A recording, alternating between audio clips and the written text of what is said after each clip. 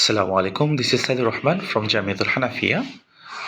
আজ আমরা নতুন আরেকটি ভিডিওতে তোমাদের স্বাগতম জানাচ্ছি। এটি হচ্ছে তোমাদের মূল বইয়ের পেজ নাম্বার 32, 32 পৃষ্ঠা থেকে লেসন 8 মেকিং আ ক্লাস কমিটি, এই টপিকটি নিয়ে আমরা আজকে আলোচনা করব। মেকিং আ ক্লাস কমিটি মানে হচ্ছে ক্লাসের একটি কমিটি বা সমিতি তৈরি করা।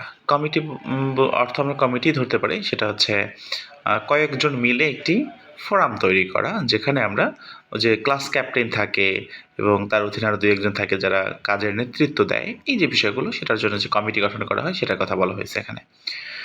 ওকে ফাইন, আমরা এটার শব্দ অর্থে চলে যাব। Miss Rehana Sultana the class teacher, উনি হচ্ছেন শ্রেণী শিক্ষক, had just entered the classroom, কেবলমাত্র সে শ্রেণীকক্ষে প্রবেশ করলেন। She is now talking to the students. সে এখন ছাত্রছাত্রীদের সাথে কথা বলছেন। Why is the classroom so dirty?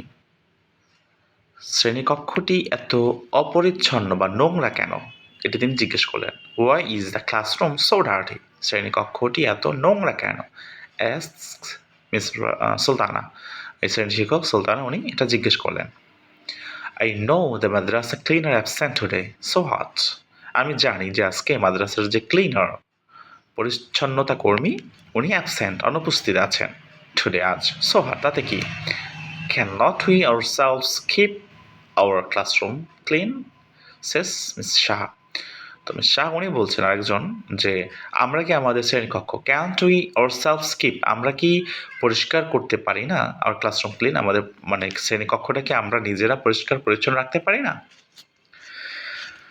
তো এরপরে সরি টিচার, দুঃখিত শিক্ষক। Shafiq, the class captain size politely, মানে শফিক যে হচ্ছে ক্লাস ক্যাপ্টেন, শ্রেণী ক্যাপ্টেন, উনি পোলাইটলি, মানে ওই ছেলেটা পোলাইটলি বলছে, মানে ভদ্রতার সাথে বলছে সরি টিচার, শিক্ষক আমরা দুঃখিত। ওকে, এরপর বলছে দিস ইজ আওয়ার ক্লাসরুম, এইটা হচ্ছে আমাদের শ্রেণীকক্ষ। ইফ উই ক্লিন ইট, যদি আমরা এটা পরিষ্কার করি, you will do physical work, তুমি করবা শারীরিক কিছু কাজ, অ্যান্ড ফিল গুড, এবং এটা তোমার শরীরকে, স্বাস্থ্যকে, মানে তোমার কাছে এটা খুব বেশি ভালো লাগবে। তুমি এটা যদি কিছু কাজ করো, তোমার একটা ফিজিক্যাল ওয়ার্কও হবে এবং তোমার মনও ভালো লাগবে।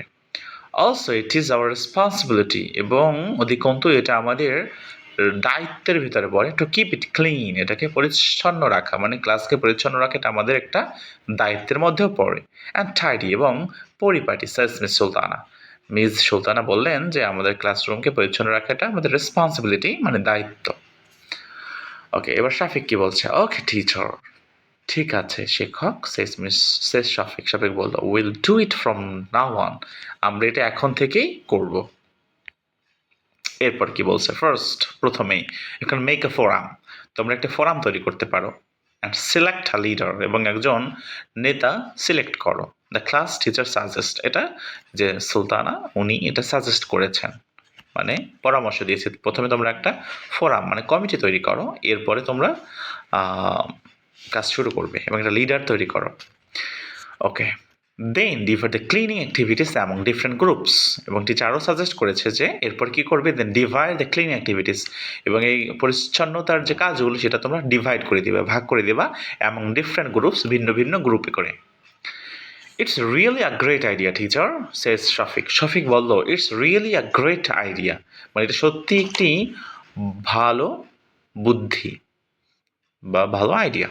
এটা টিচারকে সে অ্যাপ্রিসিয়েট করলো, শফিক অ্যাপ্রিসিয়েট করলো।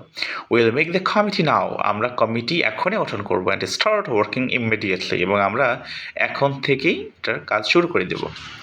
আফটার দিস, এরপরে আ কমিটি ইজ ফর্মড, একটি কমিটি গঠন করা হলো বাই ক্লাস 8 স্টুডেন্টস, অষ্টম শ্রেণীর ছাত্রছাত্রীদের দ্বারা, under the leadership of their class captain, এবং সেটার লিডারশিপে কে ছিল, মানে ক্লাস ক্যাপ্টেনের নেতৃত্বাধীনে তারা একটি কমিটি গঠন করলো, অষ্টম শ্রেণীর ছাত্রছাত্রীরা।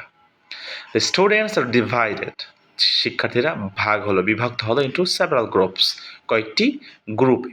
And the work plan is made, এবং একটি কাজের ধারা তৈরি করা হলো ফর ক্লিনিং, পরিচ্ছন্নতার জন্য। The students decided to make some ground rules. ছাত্রছাত্রীরা সিদ্ধান্ত নিল, সিদ্ধান্ত নিল to make some ground rules, যে কিছু ভিত্তি আচরণবিধি, মানে ভিত্তি বলতে যেই আচরণবিধি, গ্রাউন্ড রুলস মানে হচ্ছে কিছু এমন নিয়ম যেগুলো কোনো পরিবর্তন হয় না, সেরকম কিছু গ্রাউন্ড রুলস তারা তৈরি করবে। Here is a list of some the rules. এখানে কিছু সেরকম রুলস দেওয়া হলো। Do not spit in the classroom.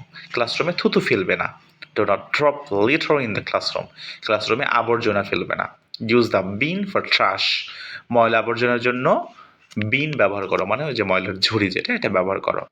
Keep the desk and chairs in place. Desk এবং চেয়ারগুলো যথাযথ স্থানে রাখো। All the students of class 8 are very excited. অষ্টম শ্রেণীর সকল ছাত্রছাত্রীরা খুবই প্রফুল্ল, উত্তেজিত to be involved in this activity at school. স্কুলে বা বিদ্যালয়ে এই ধরনের একটি কাজে তারা সম্পৃক্ত হতে পারে, ইনভলভড হতে পেরে তারা খুবই excited. So that's from the second passage. Inshallah, we'll meet soon in another new video. Till then, Allah Hafiz.